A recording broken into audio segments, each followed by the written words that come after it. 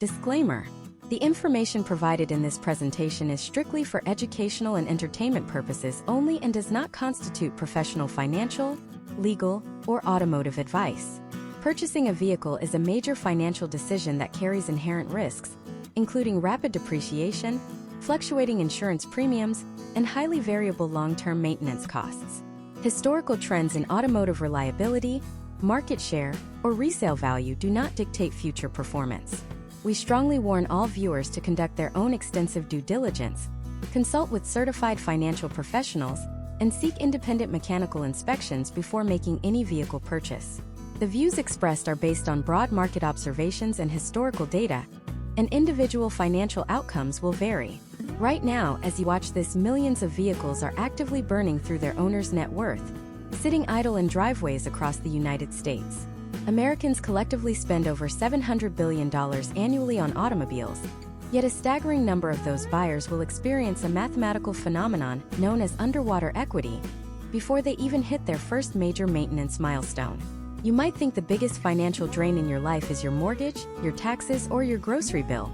But for a vast majority of the middle class, the silent wealth killer is parked right in the garage.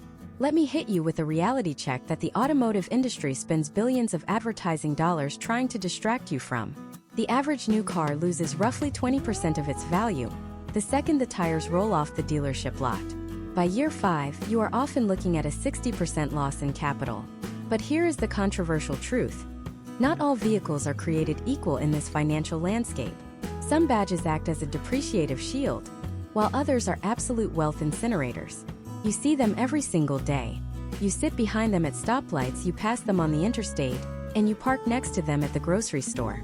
They are the ubiquitous machines that make up the lifeblood of American infrastructure. But why are they everywhere? Is it because they are genuinely superior feats of engineering? Or is it the result of a century of calculated psychological conditioning and aggressive financing structures designed to keep the consumer trapped in a perpetual cycle of automotive debt? Today, we are tearing back the curtain on the illusion of choice in the American automotive market. You walk into an auto show or browse online, and you are bombarded with what looks like infinite variety. Crossovers, sedans, heavy-duty trucks, hybrids, electric vehicles, and luxury coupes. There are hundreds of nameplates and thousands of trim levels. But when you zoom out and look at the cold, hard data of what actually moves off the lots and dominates the asphalt arteries of this country, the diversity vanishes. The United States automotive landscape is essentially an oligopoly, ruled by a handful of corporate titans that have mastered the exact formula of what the American consumer wants, or at least, what they have been conditioned to believe they need. We are going to analyze the top 5 car brands you see everywhere on US roads, but this is not your typical superficial countdown. We are not just going to read off horsepower statistics or cup holder counts. We are executing a forensic deep dive into the DNA of these corporations. We will examine historical case studies of their engineering philosophies, unpack the long-term trends that led to their market dominance, and expose the potential financial outcomes of tying your capital to their machinery.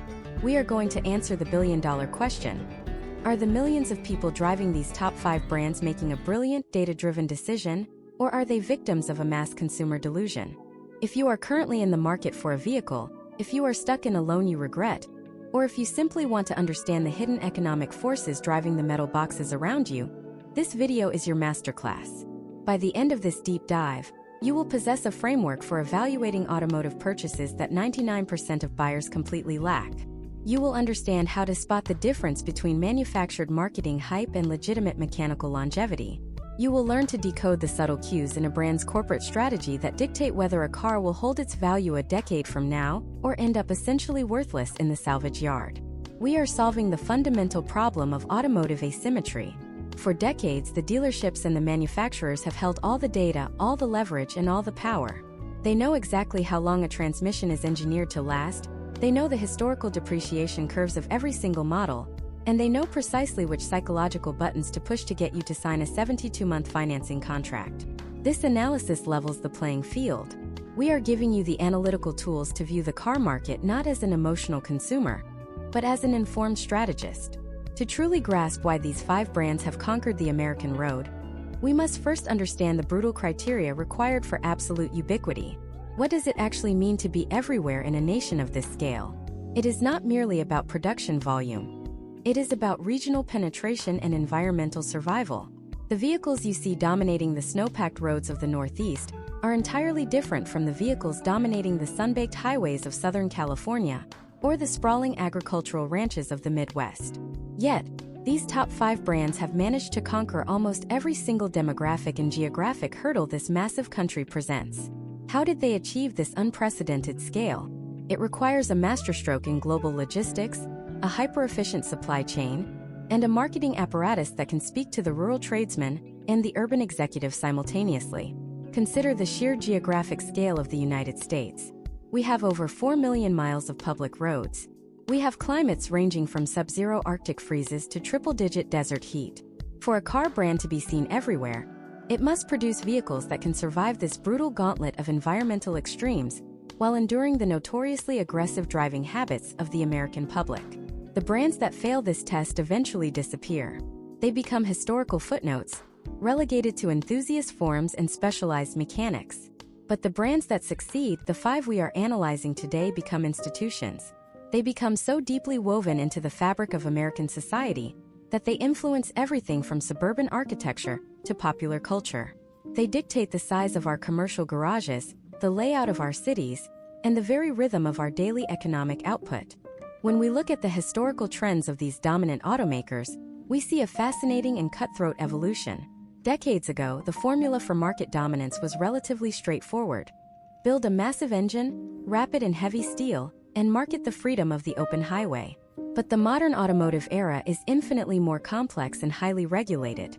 Today, achieving ubiquity requires a delicate, high-stakes balancing act of navigating stringent fuel economy regulations, complex emissions standards, and an insatiable consumer demand for digital connectivity that rivals a high-end smartphone.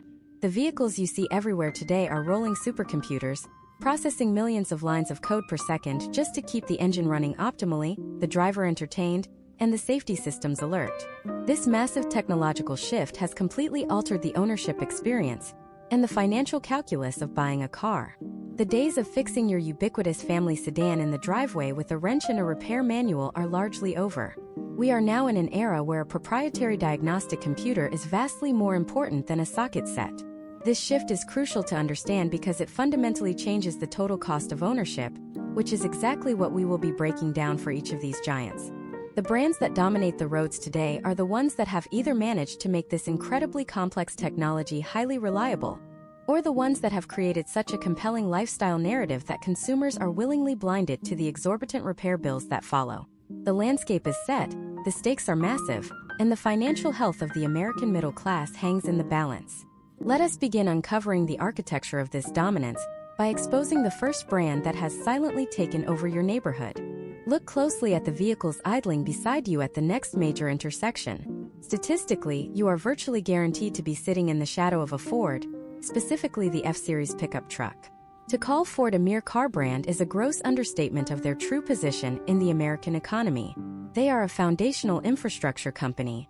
By the year 2026, the Ford F-Series has maintained its position as the best-selling vehicle in the United States for nearly half a century.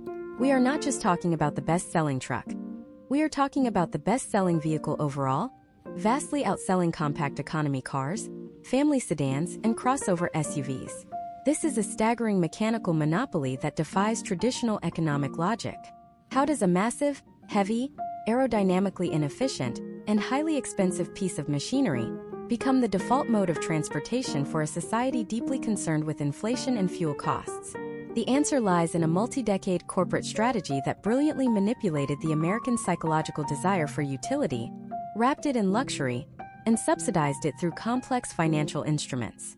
Historical trends reveal that the modern pickup truck was originally engineered strictly as an agricultural and industrial tool. It was Spartan, uncomfortable, and built exclusively for labor. But Ford recognized a massive untapped psychological market. They began a systematic process of gentrifying the pickup truck. They took the rugged, working-class image of the F-150 and hollowed it out, replacing the vinyl bench seats and manual roll-up windows with panoramic sunroofs, massaging leather seats, and digital infotainment screens that rival high-end home theaters. They transformed a tool into a status symbol. Let us look at a practical case study to illustrate the financial reality of this shift. Consider Michael, a mid-level software manager living in the suburbs of Dallas, Texas, in 2026. Michael does not work in construction, he does not tow heavy equipment, and his most arduous logistical task is transporting bags of mulch from the local hardware store twice a year. Yet, Michael purchases a brand new Ford F-150 Lariat. The sticker price on this vehicle easily breaches the $75,000 mark.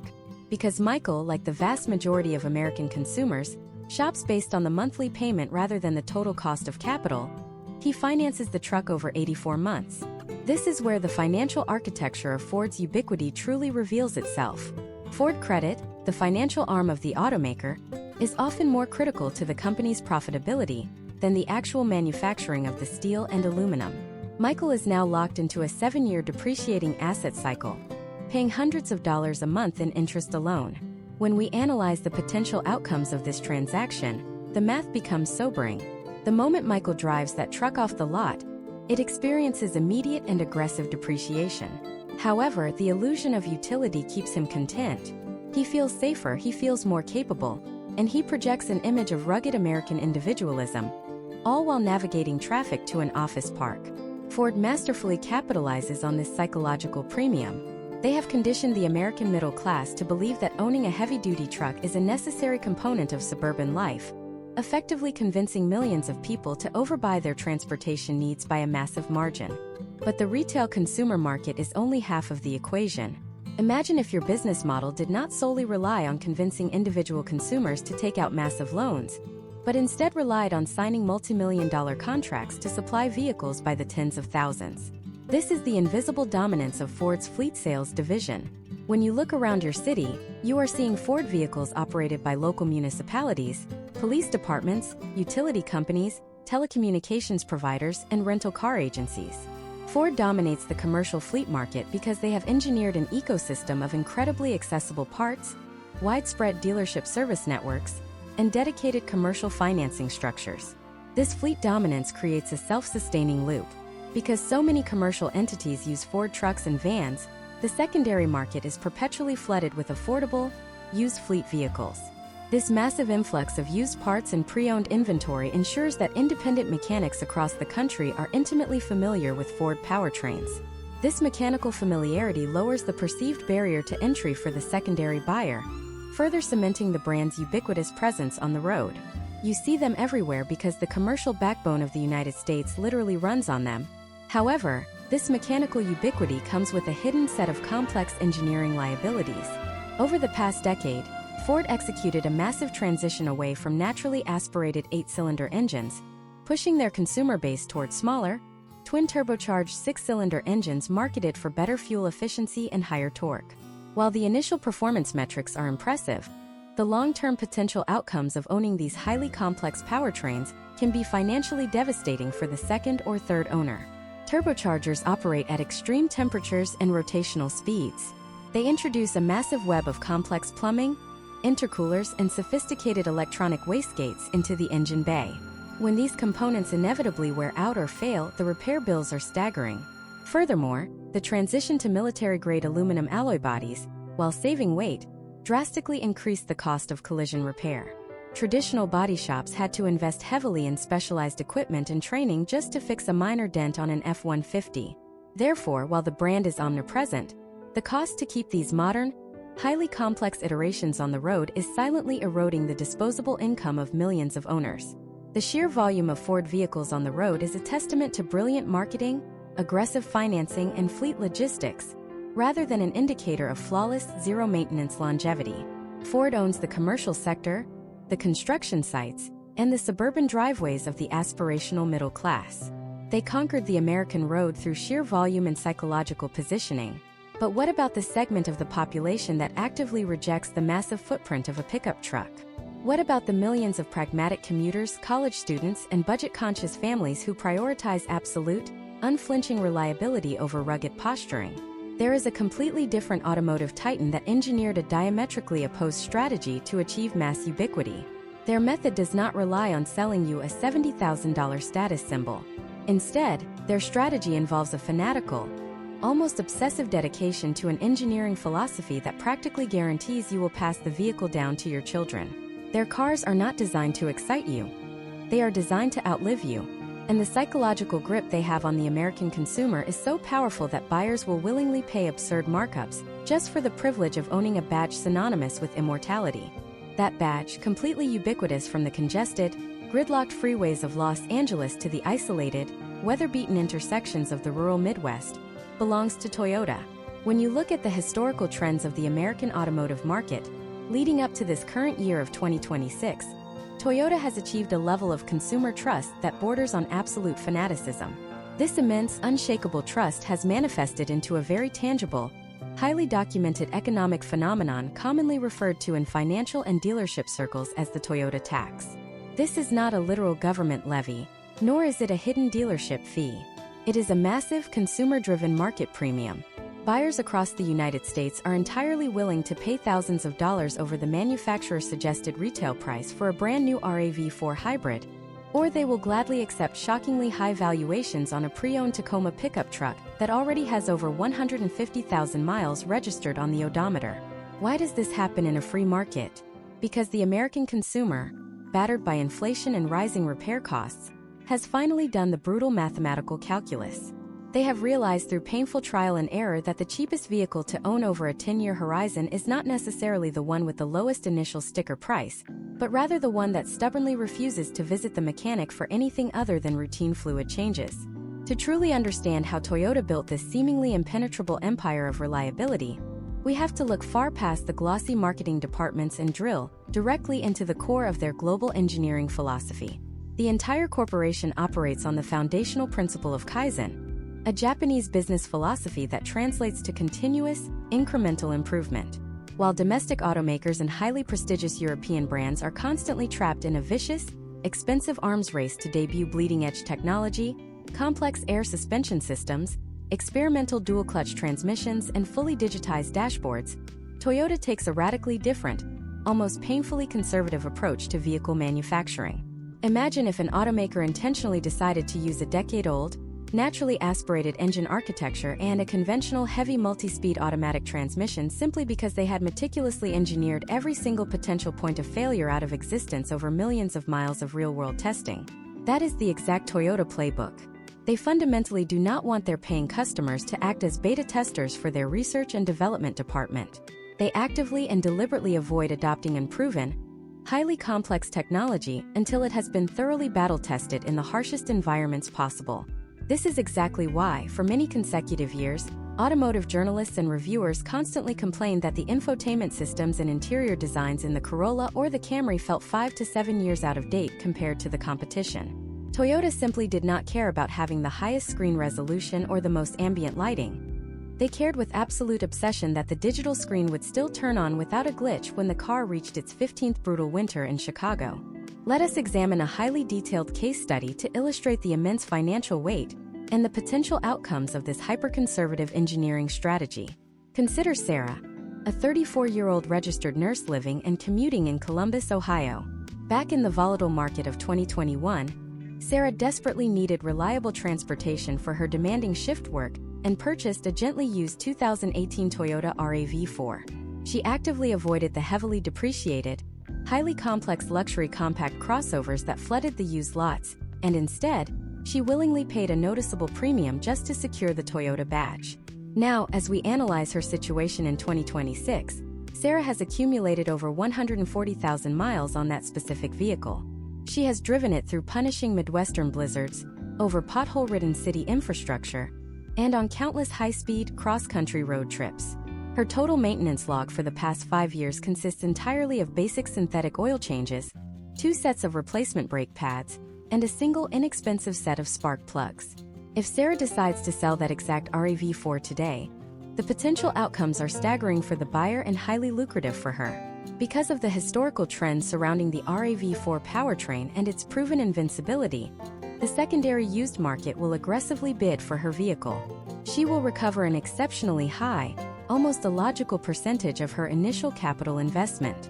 If she had purchased a similarly priced, turbocharged European luxury crossover back in 2021, the catastrophic depreciation curve combined with the inevitable sensor failures, intricate turbocharger replacements, and elusive electrical gremlins would have trapped her in thousands of dollars of negative equity, essentially holding her financial progress hostage. Toyota, in this context, acts as a powerful financial hedge against the inherently terrible investment that is traditional automobile ownership. This economic reality is precisely why you see the Camry, the Corolla, and the RAV4 occupying almost every single suburban driveway, corporate parking lot, and rental fleet in the United States. They serve as the ultimate financial safety net for the American middle class. Toyota correctly recognized decades ago that for millions of hardworking citizens, a vehicle is not a vibrant expression of personal identity, nor is it a symbol of raw, unadulterated horsepower. It is a necessary appliance. It is a critical piece of logistical machinery absolutely required to maintain steady employment, transport children to educational facilities, and procure daily resources. By engineering an appliance that essentially never breaks down under normal operating conditions, they eliminated the single greatest source of automotive anxiety for the average citizen. You do not wake up at 5 in the morning wondering if your 10-year-old Camry will start in the freezing cold. You know with absolute certainty that it will. That profound psychological peace of mind is what people are truly financing when they sit down and sign a 60-month contract at the dealership. They are buying their way out of future stress. Look at the Toyota Tacoma, which has maintained an iron grip on the mid-size truck market for an eternity. Even when competitors release trucks with infinitely better fuel economy, smoother car-like rides, and futuristic interiors, the American public continued to buy the Tacoma in droves. They chose a rugged, slightly uncomfortable, technologically bare-bones truck simply because the historical data proved the frame and engine would outlast the very asphalt it drove on. However, this absolute, unwavering dedication to pragmatic reliability and conservative engineering creates a massive, highly exploitable vacuum in the broader automotive market. Toyota flawlessly captures the purely rational, data-driven buyer who prioritizes longevity above all else, and Ford masterfully captures the heavy utility, fleet, and aspirational truck buyer. But what happens to the millions of American consumers who desperately want aggressive, head-turning styling, copious amounts of modern interior technology, and a heavily marketed long-term warranty, but who simply cannot afford the premium entry price of a Toyota or the massive, crippling monthly payment of a fully loaded F-150? There is a third corporate empire operating on American soil that saw this exact vulnerability in the marketplace. They orchestrated a ruthless, multi-billion-dollar corporate turnaround by aggressively targeting the budget-conscious demographic and fundamentally redesigning their entire vehicle lineup to visually mimic expensive, high-end European luxury sedans, all while pricing them at absolute rock bottom. The strategy was incredibly risky, but the cars are now flooding your city streets. That aggressively styled, tech-loaded machine occupying your rearview mirror is almost certainly a Hyundai, or its corporate sibling Kia. To understand how the Hyundai Motor Group achieved this astonishing level of mass market penetration by the year 2026, we must examine one of the most ruthless and brilliant corporate pivots in modern automotive history. If you look at historical trends from the late 1990s, the perception of these Korean manufacturers in the United States was, frankly, abysmal. They were widely considered the absolute bottom tier of the automotive hierarchy, purchased only by consumers who had entirely exhausted all other financial options. They were the punchline of industry jokes, known for premature mechanical failure and exceptionally cheap interior materials. But the corporate executives in Seoul understood a fundamental truth about the American consumer psychology. Trust can be purchased, and perception can be engineered if you are willing to subsidize the risk. Their weapon of choice was not a revolutionary new engine or a breakthrough in aerodynamics. It was a piece of paper. They introduced the unprecedented 10-year, 100,000-mile powertrain warranty. This was a nuclear option in the automotive industry.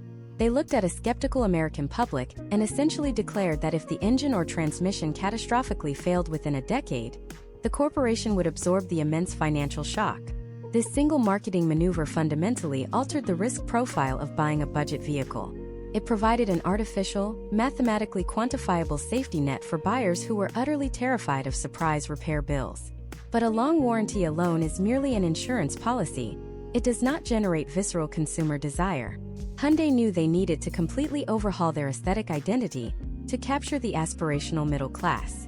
In a masterstroke of corporate strategy, they aggressively poached some of the most highly regarded automotive designers directly from prestigious German luxury brands like Audi and BMW. They tasked these elite designers with a seemingly impossible mission: democratize luxury.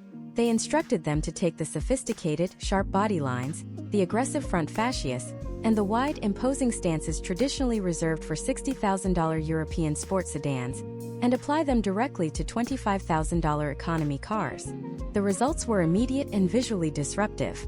Suddenly, the Hyundai Sonata and the Elantra stopped looking like rental fleet appliances and started turning heads in corporate parking lots. They paired this striking exterior redesign with a strategy of ruthless interior feature stuffing. While domestic and Japanese competitors were forcing buyers to select highly expensive, top-tier trim levels just to get basic modern amenities, Hyundai began packing their mid-level cars with panoramic sunroofs, ventilated leather seats, advanced lane-keeping algorithms, and massive, high-definition infotainment screens as standard or incredibly cheap options. Let us explore a highly detailed case study to observe the potential outcomes of this strategy in the current market. Imagine a consumer named Marcus, a 29-year-old logistics analyst living in the sprawling, traffic-heavy metropolis of Atlanta, Georgia. In this current year of 2026, Marcus is spending over 2 hours a day inside his vehicle. He desperately wants the premium audio system, the adaptive cruise control to manage the brutal stop-and-go highway traffic, and an interior cabin that feels like a high-end technological lounge. However, Marcus is restricted by a strict monthly automotive budget of $500. When he visits a traditional European luxury dealership, that budget barely qualifies him for a stripped-down, base-model compact sedan with cloth seats and a diminutive dashboard screen. But when Marcus walks into a Hyundai showroom, that exact same monthly payment, heavily subsidized by aggressive corporate lease incentives and lower money factors, puts him behind the wheel of a fully loaded, top-tier Hyundai Tucson crossover. He gets the striking daytime running lights that seamlessly blend into the geometric front grille. He gets the massive digital instrument cluster, and he gets the psychological comfort of the legendary warranty. For Marcus and millions of Americans exactly like him, the mathematical value proposition is simply too overwhelming to ignore. Hyundai successfully captured the highly lucrative demographic of consumers who prioritize immediate, tangible interior technology and striking exterior aesthetics over the invisible, abstract concept of 20-year mechanical immortality that Toyota offers. However, as an educated consumer, you must understand the highly complex potential outcomes of manufacturing vehicles with such an extreme focus on initial value and rapid technological integration.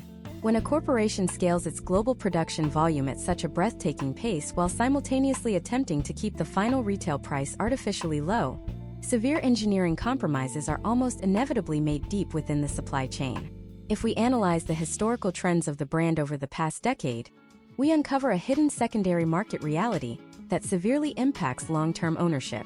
While the exterior designs were flawless, certain generations of their highly mass-produced four-cylinder engines experienced catastrophic internal failures due to microscopic manufacturing debris left inside the engine blocks during the machining process, leading to excessive oil consumption, scored cylinder walls, and eventually total engine seizure. Furthermore, in a brutal effort to cut a few dollars of cost per vehicle on their base models, the corporation historically omitted highly critical electronic engine immobilizers.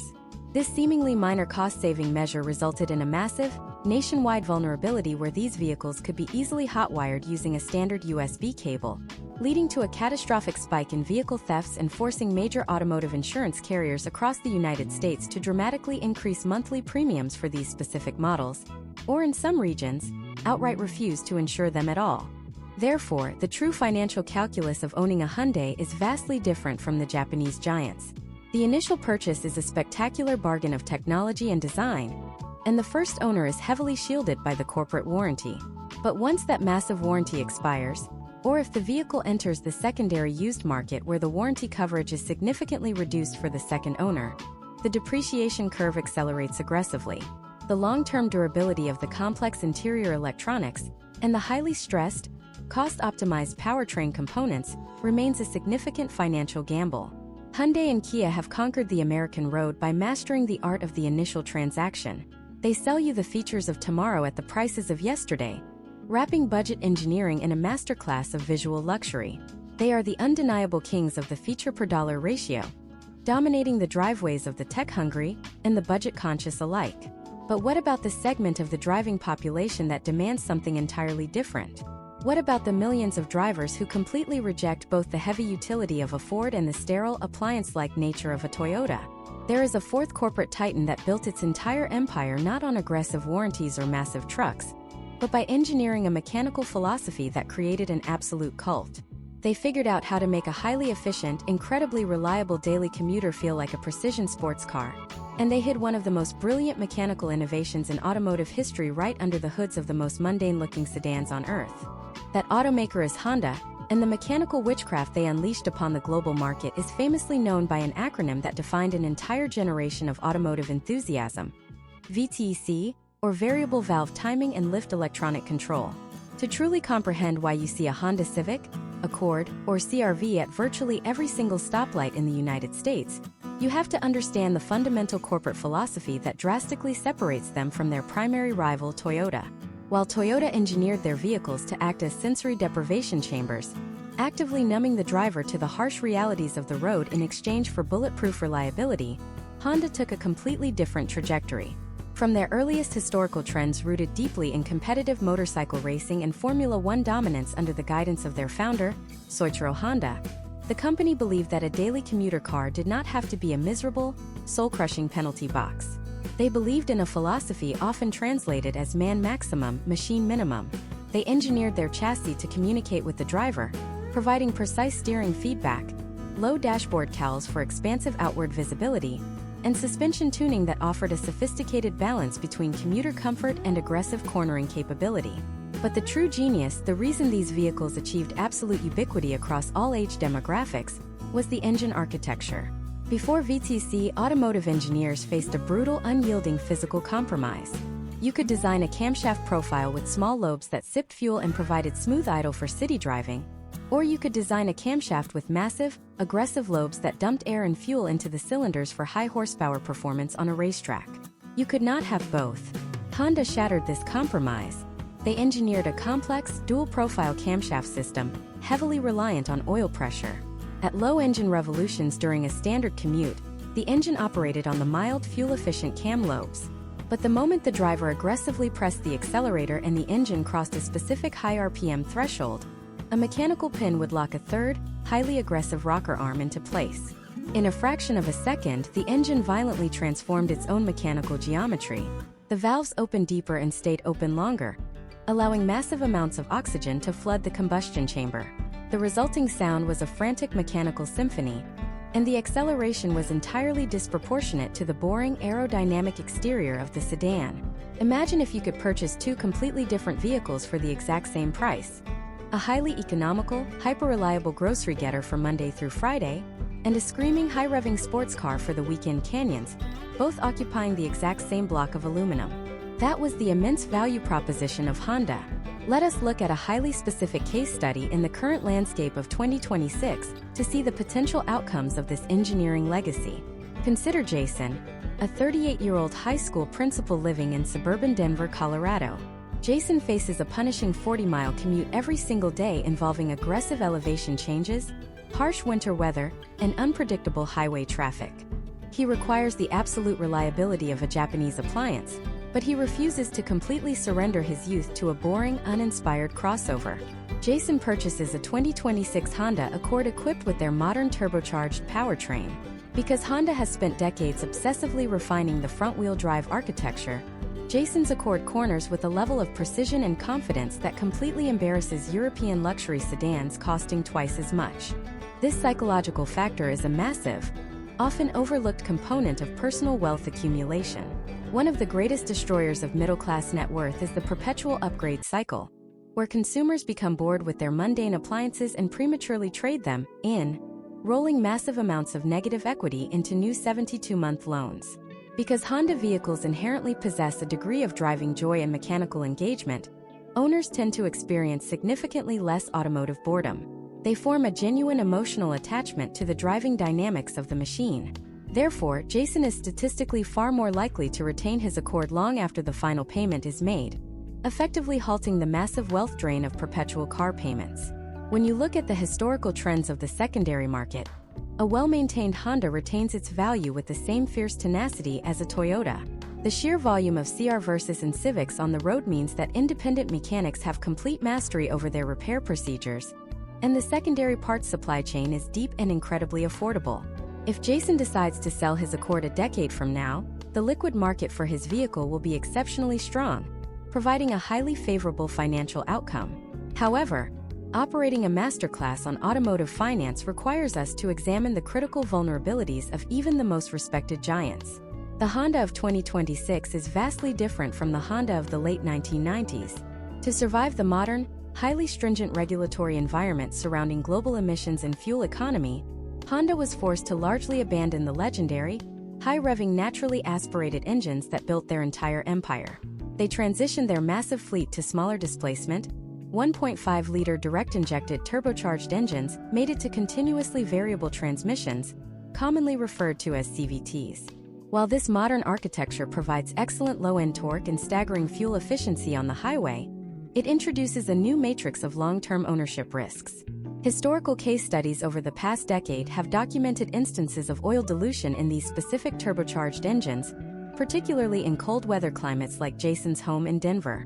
Because direct injection systems operate at immensely high pressures and turbochargers require optimal operating temperatures, short commutes in freezing weather can occasionally result in uncombusted gasoline washing past the piston rings and contaminating the engine oil supply in the oil pan. This dramatically lowers the viscosity and protective qualities of the oil. For the modern Honda owner, the era of completely ignoring vehicle maintenance and expecting the engine to survive 500,000 miles is largely over. The modern hyper-efficient Honda powertrain demands strict, uncompromising adherence to synthetic oil change intervals and proactive fluid maintenance. They have traded the legendary bulletproof simplicity of the past for the massive efficiency gains required by the present.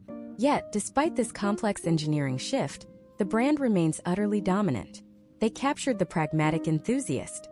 They built an empire on the premise that economical transportation does not have to be an exercise in sensory deprivation. You see them flooding the interstates and packing the corporate parking structures because they successfully executed one of the hardest maneuvers in industrial manufacturing. They made practicality highly engaging. We have now analyzed the heavy utility titan holding the commercial sector hostage, the immortal appliance protecting the conservative buyer, the aggressive value disruptor democratizing luxury aesthetics, and the mechanical innovator satisfying the pragmatic enthusiast. These four empires command a massive percentage of the American road. But there is a glaring, uncomfortable blind spot in this economic analysis. What happens to the millions of American citizens who simply do not qualify for the aggressive lease specials at Hyundai, who cannot afford the massive initial premium of a Toyota, and who have been entirely locked out of the prime lending market due to crippling credit card debt, medical bankruptcies, or severe financial mismanagement? They still need to drive to work. They still require physical transportation to survive in the heavily decentralized infrastructure of the United States. There is a fifth corporate automaker that saw this massive, desperate demographic not as a liability, but as a highly lucrative, multi-billion-dollar shadow economy. They engineered a business model that relies less on the mechanical quality of their vehicles and entirely on their willingness to finance absolutely anyone with a pulse and a paycheck. They are the undisputed kings of the subprime automotive empire, and their vehicles are a glaring indicator of a hidden economic crisis rolling right through your neighborhood.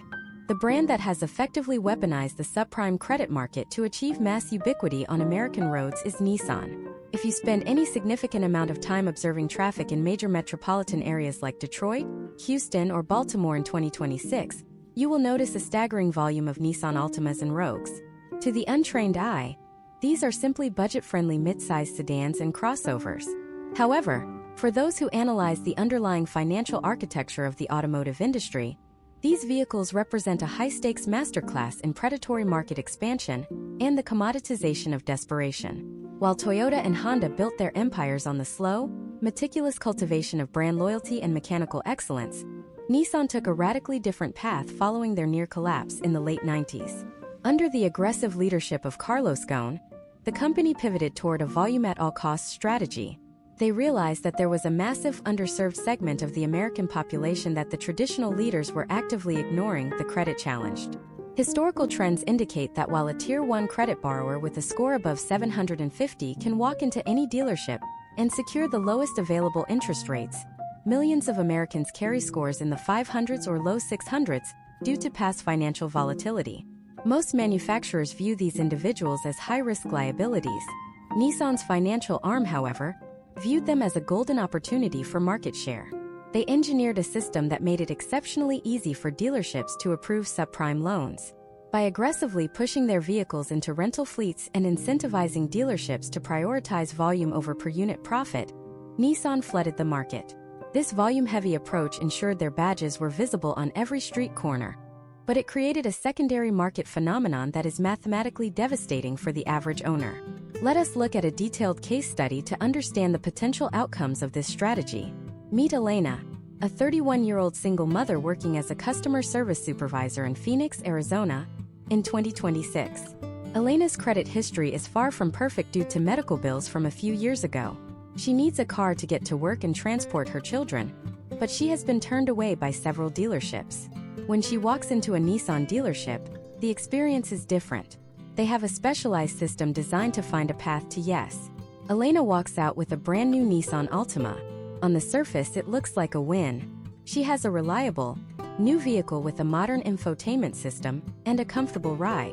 However, because of her credit profile, the interest rate on her 72-month loan is in the double digits. Furthermore, because Nissan has historically oversupplied the market through rental fleet dumping and aggressive incentives, the resale value of the Altima is in a state of perpetual freefall. In this scenario, Elena is caught in a pincer movement of rapid depreciation and high-interest debt. Within 2 years, she will likely owe $15,000 on a car that is only worth $9,000 on the open market. This is the definition of being underwater. In the event of an accident where the car is totaled, her insurance payout will not even come close to covering the balance of the loan, potentially leaving her with thousands of dollars of debt and no vehicle. This cycle is exactly why you see so many late-model Nissans for sale on independent used car lots with high mileage and multiple previous owners. The vehicles are frequently repossessed and cycled back into the subprime ecosystem, creating a recurring revenue stream for lenders while maintaining the brand's visual presence on the road.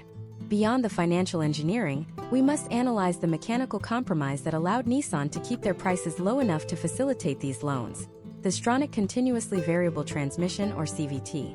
While other manufacturers eventually adopted CVTs for fuel efficiency, Nissan was an early and aggressive adopter of this technology, specifically using a belt and pulley system manufactured by their subsidiary Jatco. Historical case studies of Nissan vehicles from the mid-2010s through the early 2020s reveal a pattern of premature transmission failures that became legendary in the automotive repair industry. A traditional automatic transmission uses a complex set of planetary gears that are incredibly robust.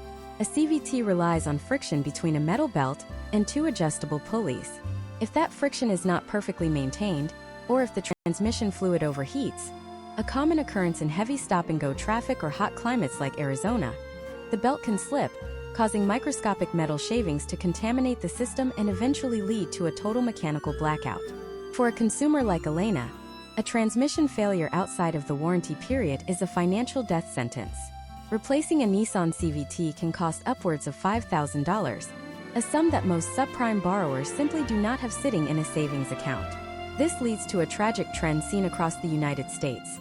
Thousands of relatively modern-looking Nissans sitting idle in apartment complex parking lots or sold for pennies on the dollar to scrap yards because the cost of the repair exceeds the equity in the vehicle.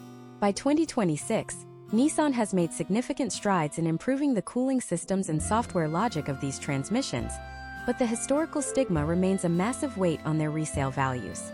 Imagine if you were a manufacturer that didn't just want to sell a car, but wanted to sell a lifestyle that felt like a permanent vacation from reality.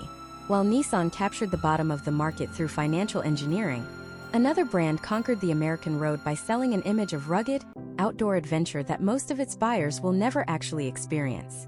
They didn't need to offer subprime loans because their customers are among the most loyal and affluent in the non-luxury segment. They created a vehicle that feels like a specialized tool for mountaineers, yet you primarily see them in the carpool lane of expensive private schools. This brand has achieved a level of cult-like devotion that allows them to ignore traditional styling trends and stick to a mechanical layout that is inherently more expensive and difficult to maintain, yet their fans wouldn't have it any other way. When you see this next brand, you aren't just looking at a crossover, you are looking at a badge that signals a very specific set of cultural values. They have managed to make safety, all-wheel drive, and a quirky flat-4 engine part of the modern American suburban identity. They are the ultimate masters of niche marketing turned mainstream, and their rise to power in the last decade is a masterclass in how to win the hearts of the upper middle class without ever building a single V8 engine or a traditional luxury sedan. But beneath the image of granola and mountain bikes lies a complex engineering reality that can catch an uninformed owner completely off guard. The very features that make them ubiquitous on the roads of Colorado, Oregon, and Vermont are the same features that can lead to some of the most expensive specialized maintenance in the industry. We are about to strip away the mountain climbing imagery and look at the actual cost of joining this automotive priesthood. The brand that has effectively transformed from a niche manufacturer of rugged wagons into the unofficial vehicle of the American upper-middle-class suburb is Subaru. In the year 2026, you cannot drive through a residential neighborhood in the Pacific Northwest, the Rocky Mountains, or the Northeast without seeing a sea of Outbacks, Foresters, and Crosstreks. Subaru has achieved a level of brand loyalty that is virtually unparalleled in the non-luxury sector, but they did not do it by following the traditional automotive playbook of sleek aerodynamics or massive horsepower. Instead, they built their empire on a very specific three-pronged mechanical identity: symmetrical all-wheel drive, the Boxer engine, and a relentless marketing focus on safety and outdoor adventure. While other manufacturers offer all-wheel drive as a high-priced optional extra, Subaru made it their standard calling card, effectively convincing a massive portion of the American public that they are just one snowstorm or one gravel road away from needing a specialized off-road machine.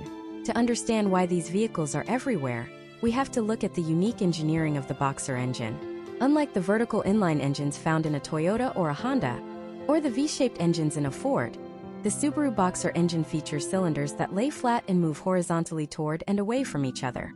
This design provides a significantly lower center of gravity, which inherently improves the handling and stability of the vehicle during sharp maneuvers. This is a key reason why a Subaru Forester, despite its boxy and upright SUV profile, feels remarkably planted and car-like on the road. For the American consumer, this translates to a perceived sense of security. Historical trends indicate that Subaru buyers are often highly educated, safety-conscious individuals who view their vehicle as a protective shell for their families. Subaru leaned into this psychology with their EyeSight driver assist technology, which was one of the first widely available systems to use dual-color cameras to monitor traffic, optimize cruise control, and apply emergency braking. By the time we reached 2026, this technology had become a benchmark for the industry, but Subaru had already won the primary psychological battle. They became the brand synonymous with surviving a crash.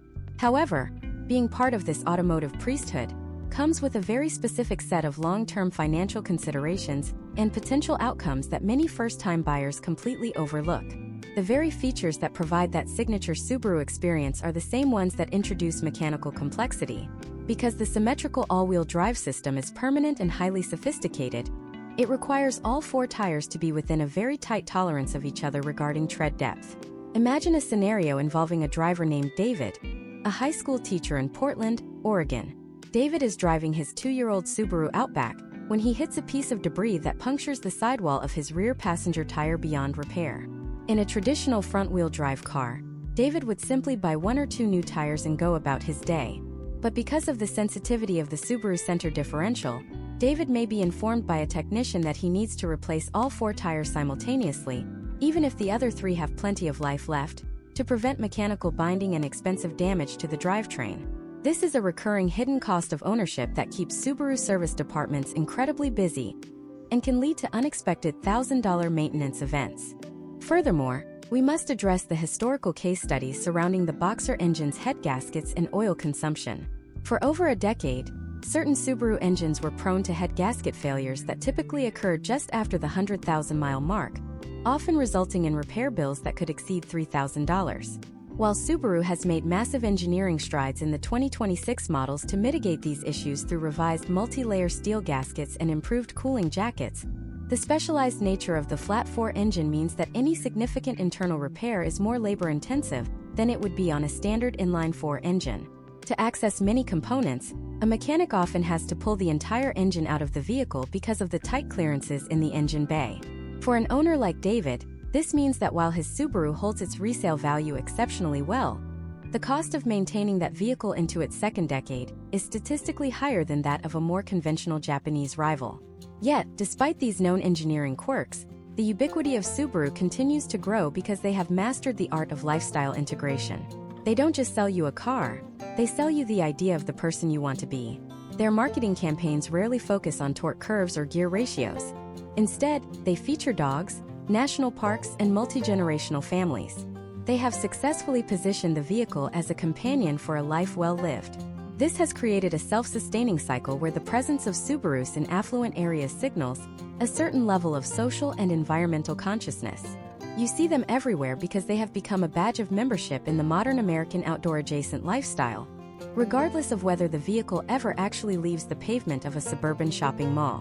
But while Subaru conquered the suburbs through a message of safety and ruggedness, another massive shift is happening right under our noses. While we have focused on these 5 pillars of the internal combustion era, the visual landscape of American roads is being radically terraformed by a brand that didn't even exist in the mainstream consciousness 20 years ago.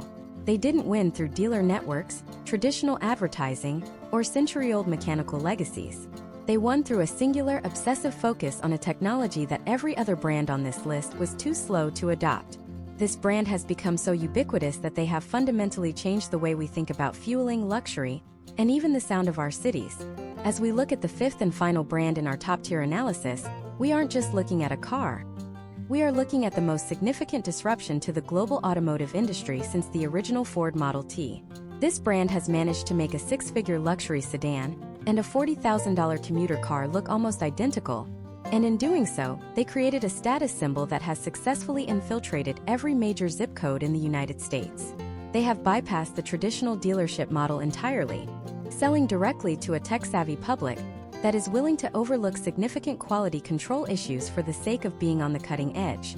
But as their numbers swell on the interstates, a massive question remains about the long-term potential outcomes of a nation switching to their specific ecosystem.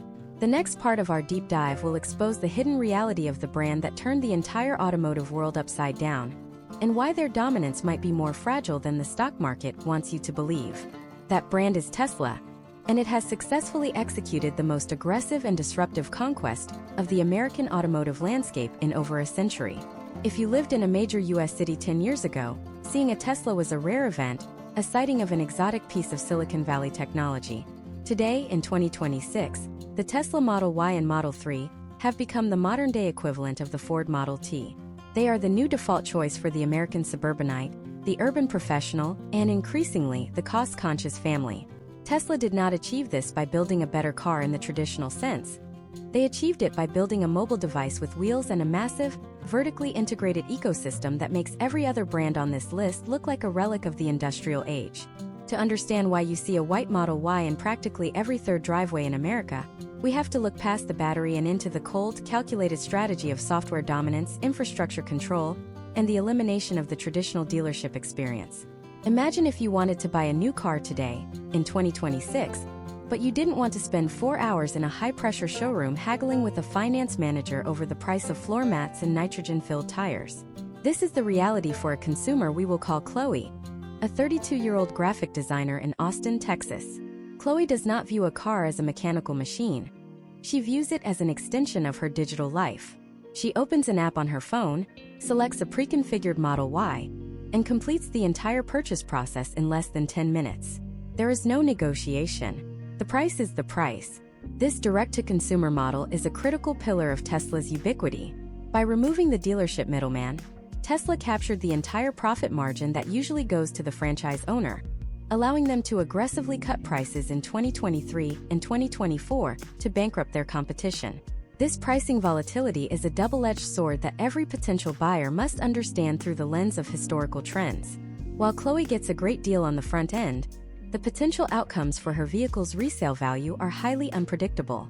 Tesla can and has dropped the price of new vehicles by $10,000 overnight, effectively wiping out the equity of every existing owner in an instant. But why does Chloe and millions of others choose the Tesla over a beautifully engineered electric vehicle from Hyundai or Ford? The answer is the supercharger network. This is Tesla's greatest moat and the primary reason for their visual dominance on US interstates. While legacy automakers relied on a fragmented, often broken network of third-party charging stations, Tesla built a proprietary, seamless energy grid. For Chloe, the anxiety of a long-distance road trip is non-existent. The car's software automatically calculates her route, preconditions the battery for optimal charging speeds, and tells her exactly which stall to plug into. In 2026, almost every other brand on this list has been forced to adopt the North American charging standard, or NACS, which was originally Tesla's proprietary plug. This means that while other cars can now use Tesla's chargers, Tesla still owns the land, the hardware, and the software that runs the grid. They have transitioned from a car company into the primary energy utility for the American transportation sector. However, a deep dive into Tesla's ubiquity requires us to look at the massive engineering compromises hidden beneath the minimalist interior.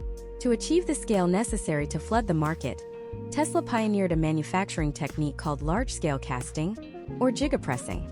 Instead of welding together hundreds of small stamped metal parts to form the car's frame, they use massive machines to cast the entire front and rear sections of the vehicle as single solid pieces of aluminum. From a manufacturing standpoint, this is a masterclass in efficiency, allowing Tesla to produce vehicles faster and with higher profit margins than any company in history. But from a consumer's perspective, the potential outcomes are financially alarming. If Chloe is involved in a moderate rear-end collision, a traditional car could be repaired by replacing individual components. In a Tesla with a single-piece casting, even a relatively minor structural crack can lead to the entire vehicle being declared a total loss by the insurance company. This is a primary driver behind the skyrocketing insurance premiums for electric vehicles across the United States. In 2026, a Tesla owner might pay 50 to 70% more in monthly insurance costs compared to a Toyota owner, effectively negating much of the savings found in not buying gasoline. Then there is the reality of software as a service. Tesla has successfully conditioned the American public to pay for features that are already physically present in the car. Chloe's Model Y has all the cameras and sensors necessary for advanced driver assistance, but she has to pay a monthly subscription fee to unlock them. This recurring revenue model is the holy grail for Wall Street, but it represents a fundamental shift in the concept of ownership. You no longer own the full capability of your machine. You are essentially renting it from the manufacturer. This allows Tesla to maintain a constant digital connection to every vehicle on the road, gathering millions of miles of data every hour to train their neural networks. This data advantage is why their driver assistance systems, while controversial, feel years ahead of the competition. But as we see these 5 brands, Ford, Toyota, Hyundai, Honda, and Tesla, dominating the American landscape, we are witnessing a convergence toward a very specific type of vehicle. The sedan is dying, and the crossover SUV has become the unofficial uniform of the American road. Every one of these brands has pivoted their entire business model to satisfy this singular obsession. But this homogeneity has created a massive, looming problem in the secondary market. We are currently entering a phase where the supply of used, highly complex, and heavily financed vehicles is beginning to outpace the demand of a struggling middle class. The ubiquity of these top 5 brands is not just a sign of their success. It is a sign of a market that has become incredibly top-heavy. As we move into the final sections of this masterclass, we have to address the elephant in the room. What happens when the massive 72-month loans on these ubiquitous machines begin to default? What happens when the sophisticated electronics in a 10-year-old Tesla or a high-tech Hyundai begin to fail outside of their warranty periods? We have analyzed how these brands conquered the roads, but now we must analyze how they are simultaneously creating a hidden debt bubble that threatens to reshape the American economy once again. As you look at the sea of vehicles around you, you are looking at more than just transportation. You are looking at a massive collection of high-interest liabilities protected by marketing. But there is one final piece of this puzzle that most people completely miss. It is the secret metric that dictates which of these 5 brands will survive the next decade, and which ones will be swallowed by the coming wave of repossessions. In the next part, we are going to look at the dark side of the automotive industry, the subprime lending collapse of 2026, and why the very brands you see everywhere today might be the ones that disappear from the roads tomorrow. The reality of who actually owns the cars on US roads is far more shocking than the badges on the trunks. The reality of who actually owns the cars on US roads is far more shocking than the badges on the trunks. When you look at the gridlock on a Tuesday morning in a city like Charlotte, North Carolina, or Columbus, Ohio, you are looking at a sea of high-gloss paint and advanced LED signatures, but you are also looking at a multi-trillion-dollar collection of ghost assets. By this current year of 2026, the automotive industry has reached a critical inflection point where the concept of outright ownership has become an antiquated luxury reserved for the top 5% of the population. For everyone else, those ubiquitous Fords, Toyotas, and Teslas are essentially long-term rentals disguised as purchases, held together by increasingly fragile financial structures. If we analyze the current state of the American automotive market, we discover a phenomenon known as the negative equity spiral, a mathematical trap that is currently swallowing the net worth of millions of hardworking citizens. To understand the depth of this crisis, we have to look at a detailed case study involving a character named James, a 42-year-old middle manager living in a suburb of Nashville, Tennessee. In late 2023, James felt the pressure to upgrade his aging sedan to something more fitting for his professional status. He walked into a dealership and drove out in a brand new ubiquitous crossover from one of our top 5 brands. Because vehicle prices had hit record highs, James was presented with a financing solution that has become the standard in 2026, the 84-month loan. To James, the math seemed manageable. By stretching the payments over 7 years, he could afford a much more expensive vehicle than his salary would traditionally allow. However, James did not account for the brutal reality of the depreciation curve. In 2026, James decides he wants to trade in that vehicle for a newer model with updated autonomous driving features. He discovers that he still owes $42,000 on the loan, but the market value of the vehicle has plummeted to $28,000. James is $14,000 underwater. This is the hidden engine of ubiquity. Dealerships and finance companies have become masters at rolling this negative equity into new loans. They take that $14,000 deficit and tack it onto the price of the next car, creating a mountain of debt that will never be paid off. James now drives a $60,000 car with an $80,000 loan attached to it. This cycle repeats across the country, creating a visual illusion of prosperity on the roads. You see these cars everywhere not because people can afford them, but because the financial system has engineered a way to keep people trapped in a perpetual cycle of automotive debt. This is why the brands with the most aggressive financing arms like Ford and Nissan have such a massive visual footprint. They aren't just selling cars. They are selling debt instruments that happen to have 4 wheels and an engine.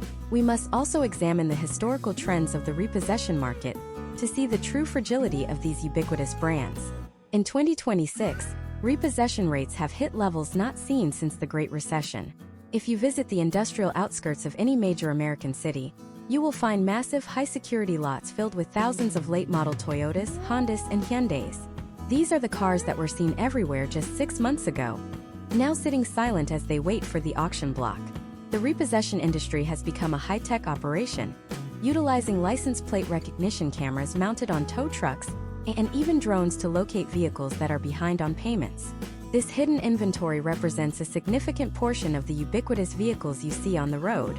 Many of the cars you pass on your way to work are legally owned by entities like Ford Motor Credit or Ally Financial, and the drivers are 1 or 2 missed paychecks away from losing their transportation entirely. This brings us to the specific vulnerability of certain brands in this debt-heavy environment.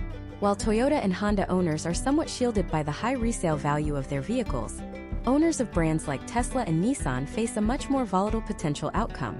When Tesla executed its massive price cuts in previous years, it didn't just hurt their profit margins. It decimated the equity of their existing customer base. Imagine a consumer who bought a Model Y at the peak of the market, only to see the manufacturer lower the price of the brand new version by $13,000 a few months later. That owner was instantly plunged into deep negative equity, regardless of their credit score or down payment. This volatility makes the ubiquity of Tesla a double-edged sword. While it signals technological dominance, it also represents a massive amount of capital that has essentially evaporated from the balance sheets of American households. Furthermore, we must address the role of gap insurance in this ecosystem. Guaranteed Asset Protection, or gap insurance, is designed to cover the difference between what you owe on a car and what it is worth if it is totaled. In 2026, gap insurance has become an almost mandatory add-on for most car purchases because the gap between loan balances and vehicle values has grown so wide. This is a clear indicator of a broken market. When the majority of consumers require specialized insurance just to protect themselves from the inherent math of their car loan, the system is no longer functioning in the interest of the buyer. It has become a mechanism for transferring wealth from the middle class to the financial institutions that back these ubiquitous brands.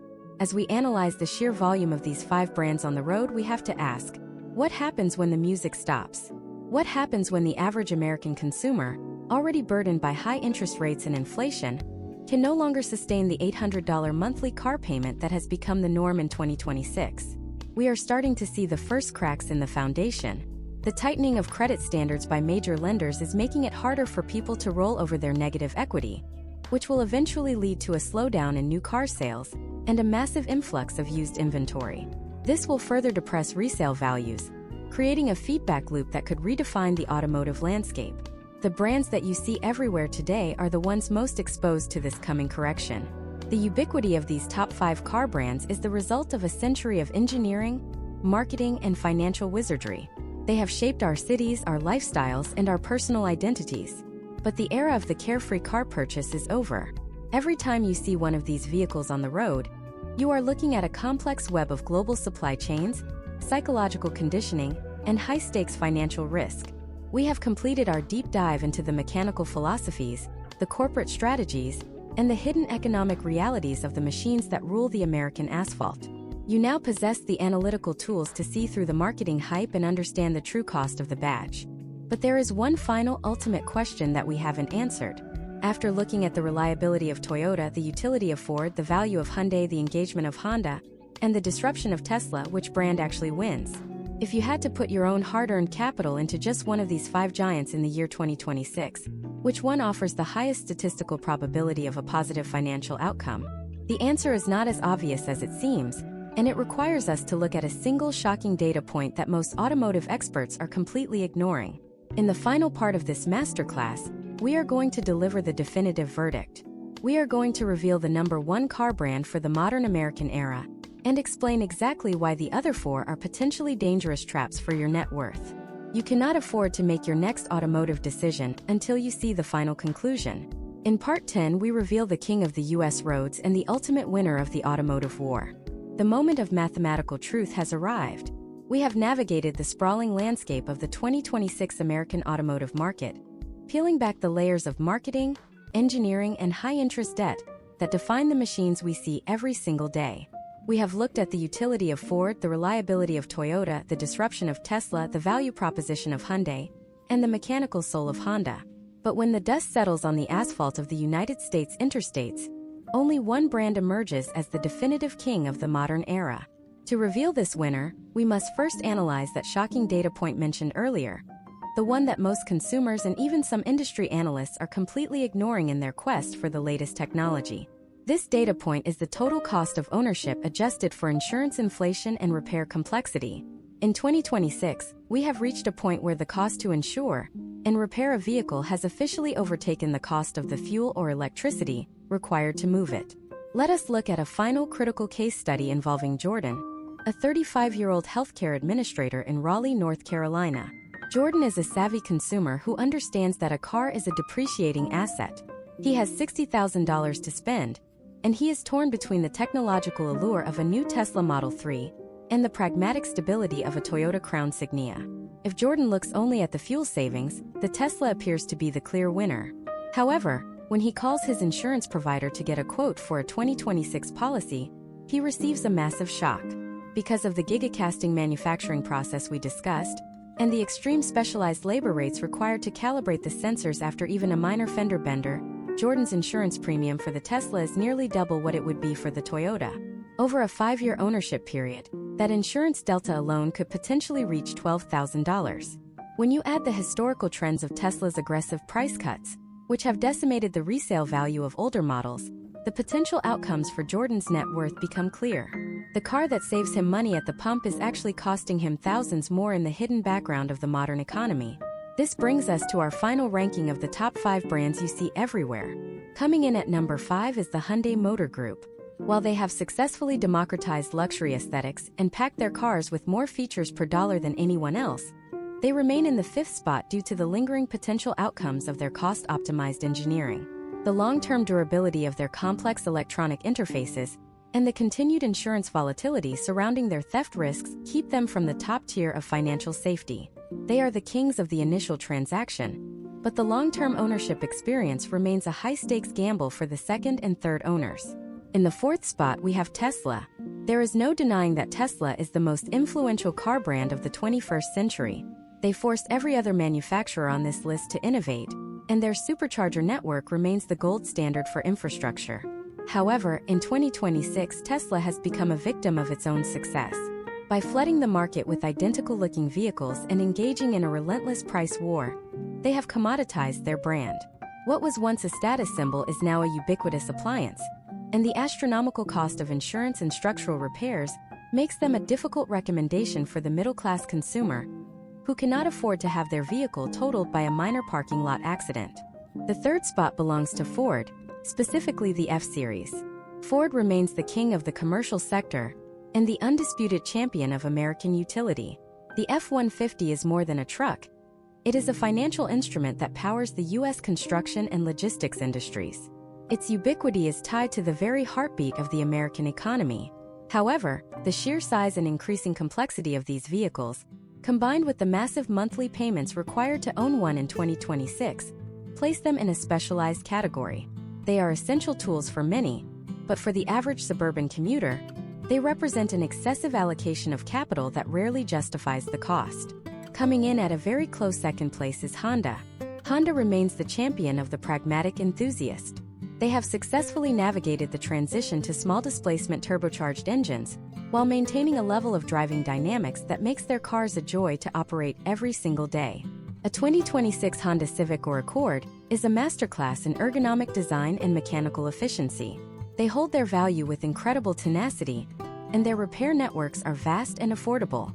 If you value the feeling of the road and want a vehicle that communicates with you while protecting your savings, Honda is an exceptional choice. But the number one car brand for the modern American era, the undisputed king of the U.S. roads, and the ultimate winner of this automotive deep dive is Toyota. In an era of unprecedented volatility, high interest rates, and soaring insurance costs, Toyota's hyper-conservative engineering philosophy has proven to be the ultimate financial shield. While other brands chase screens and software subscriptions, Toyota doubled down on their hybrid powertrains, perfected the thermal efficiency of their internal combustion engines, and maintained a level of manufacturing quality that results in the lowest total cost of ownership in the industry. When you see a Toyota RAV4 or a Camry everywhere you go, you aren't just seeing a car. You are seeing a collective, data-driven decision by the American public to opt out of the automotive drama. You are seeing people who have decided that they would rather have a vehicle that starts every single time for 20 years than a vehicle that can play video games on the dashboard. In 2026, reliability is the new luxury. The ability to accurately predict your automotive expenses over a decade is the ultimate status symbol. Toyota doesn't just build cars, they build peace of mind, and in a chaotic economy, that is the most valuable feature a manufacturer can offer. The potential outcomes of choosing Toyota over the competition are mathematically significant. Historically, a 10-year-old Toyota will retain a higher percentage of its original MSRP than almost any other non-collectible vehicle on the market. This means that when it comes time to finally trade in that vehicle, you are starting your next purchase with a massive advantage in equity. This is how the middle class survives the automotive debt trap. By choosing the boring, reliable machine, they stop the bleeding of their net worth. This concludes our deep dive masterclass into the top 5 car brands you see everywhere on U.S. roads.